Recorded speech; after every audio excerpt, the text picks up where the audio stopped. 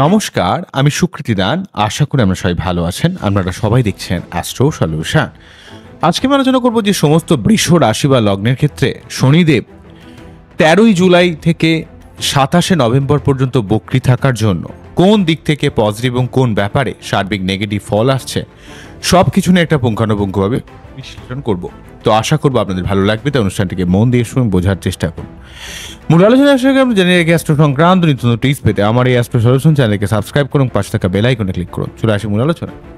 প্রথমে বলবো, দেখুন সমস্ত বৃষ রাশি বা লগ্নের ক্ষেত্রে যেহেতু শনিদেব 11th হাউসে অবস্থান করছে এবং বক্রী হয়ে অবস্থান করছে, এবং বৃষ রাশি বা লগ্নের ক্ষেত্রে যেহেতু নবমপতি এবং দশমপতি রাজ্যকারী গ্রহ, তো সেক্ষেত্রে কিন্তু আপনার কর্মের দিক থেকে সার্বিক উন্নতি, কর্মের নতুন কোনো যোগাযোগ আসা, কর্মের মান সম্মান প্রতিপত্তি বৃদ্ধি পাওয়া, ভাগ্য সংক্রান্ত ব্যাপারে আপনার একটা সার্বিক সহযোগিতা প্রদান করা, যেহেতু রাজ্যকারী গ্রহ নিজে কিন্তু এখানে বক্রী হয়ে যাচ্ছে, রেট্রোগ্রেড হয়ে যাচ্ছে। রেট্রোগ্রেড মানে কি? পৃথিবীর গতির থেকে যখন কোনো গ্রহের গতি যখন কমে যায় তখন সে কিন্তু পেছাতে শুরু করে। তো এই জায়গাটা অবশ্যই একটা রেট্রোগেশন মানে পিছিয়ে পড়াটার জন্য সার্বিকভাবে একটা অত্যন্ত স্ট্রং কিন্তু আনস্টেবল। তাই আপনাদের ভাগ্য উন্নতিতে সহযোগিতা করা, আপনার কর্ম উন্নতি, আপনার পিতার দিক থেকে হেল্প, আপনার বিদেশ যাত্রা, আপনি জীবনে ভাগ্য উন্নতি বলতে যে জিনিসটা মনে করছেন সেই জায়গায় একটা সার্বিকভাবে সমস্ত বৃষ রাশি বা লগ্নকে হেল্প করবে।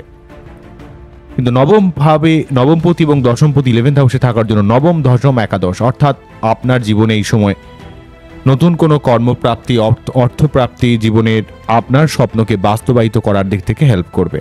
তবে একটু আনস্টেবিলিটির জন্য অত্যন্ত অধৈর্য, অস্থিরতা, মাথা গরম করা, স্টেট কাট কথা বলে দেওয়া, তবুও এক্ষেত্রে অত্যন্ত স্ট্রং হওয়ার জন্য আপনার যে কাজটা দীর্ঘদিন আটকে রয়েছে, থেমে রয়েছে, হতে হচ্ছে না, সেই সংক্রান্ত কাজগুলো শনিদেব কিন্তু আপনাকে সার্বিক যে স্বপ্নকে বাস্তবায়িত করা, সেই কাজগুলো কিন্তু আপনার মিটে যাবে, অর্থাৎ আপনার জীবনের সার্বিক স্বপ্নকে বাস্তবায়িত করাতে সাহায্য করবে।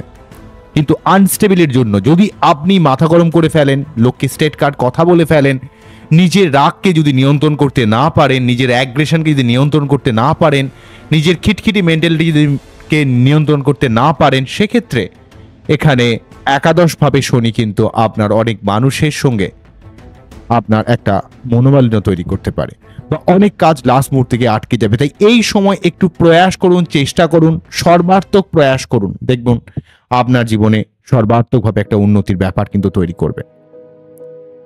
তো বোঝা গেল কি বললাম? তো একাদশ ভাবে যেহেতু শনি অবস্থান করছে, তো এই শনির এই অবস্থান আপনার জীবনে সর্বাত্মকভাবে কিন্তু একটা হেল্প করবে।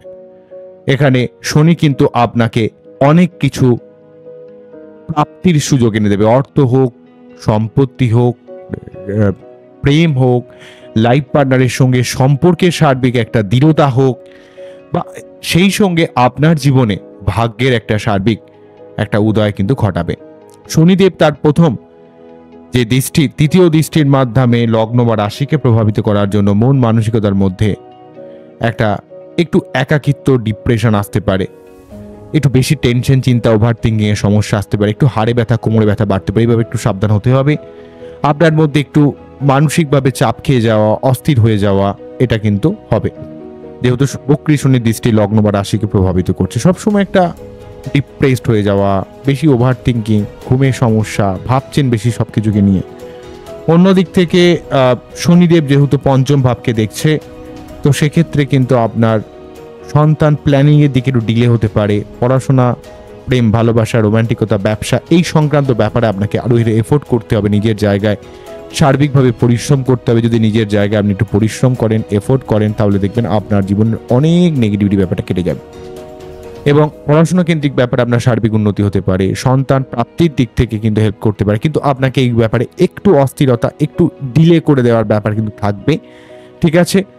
বুদ্ধি ইমপ্লিমেন্টেশন, একটু ফ্যাকচুয়েশন হতে পারে, মাঝে মাঝে পেটের সমস্যা আসতে পারে, একটু রেগে যাওয়া, ইরিটেট হয়ে যাওয়া, এই জায়গাটাকে একটু ত্যাগ করতে হবে, যেহেতু বক্রী শনি মানে আমরা একটা ইরিটেশন ব্যাপার কাজ করবো। অন্যদিক থেকে অষ্টমভাবে শনি দৃষ্টি পড়ার জন্য হাড়ে ব্যথা, কোমরে ব্যথা, গাঁটে ব্যথা, যে সমস্ত মানুষদের ব্যথা বেদনা ভোগ করে, বিশেষ করে আর্থ্রাইটিস রয়েছে, আর্থ্রাইটিস রয়েছে, বা যাদের হাঁটু সংক্রান্ত প্রবলেম বা কোমর সংক্রান্ত প্রবলেম থাকে, তাদের ক্ষেত্রে কিছুটা সমস্যা ক্রিয়েট করতে পারে।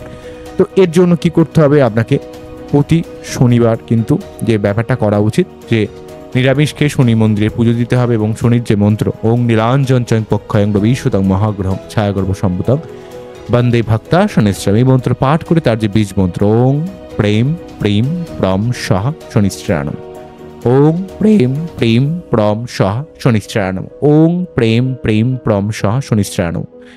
দেখুন, আপনাদের ক্ষেত্রে রাজ্যকারী গ্রহ 11th হাউসে আপনার জীবনে সার্বিক প্রাপ্তিযোগের সুযোগ নিয়ে আসবে, আপনার ভাগ্যকে উন্নতি করবে, কর্মের একটা সার্বিক একটা কর্মপ্রাপ্তি বা কর্ম পাওয়ার ক্ষেত্রে আপনার প্ল্যানিংগুলোকে কিন্তু অনেকটা অ্যাক্টিভেট করে দেবে।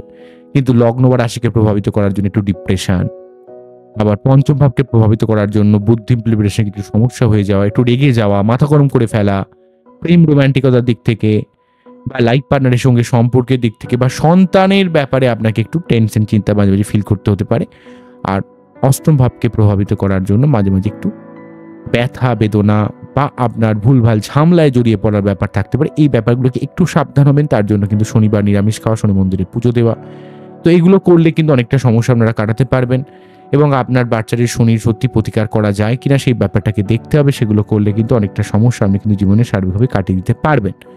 তো বোঝা গেল কি বললাম? এই হলো ওভারঅল ব্যাপার, এই হলো টোটাল বিশ্লেষণ। আমার এই টোটাল অনুষ্ঠানটিকে আমাদের কতটা ভালো লাগলো তা কিন্তু অবশ্যই আমার কমেন্ট সেকশনে জানাবেন। খুব ভালো থাকুন, অ্যাস্ট্রো সলিউশন দেখতে থাকুন। নমস্কার, থ্যাংক ইউ।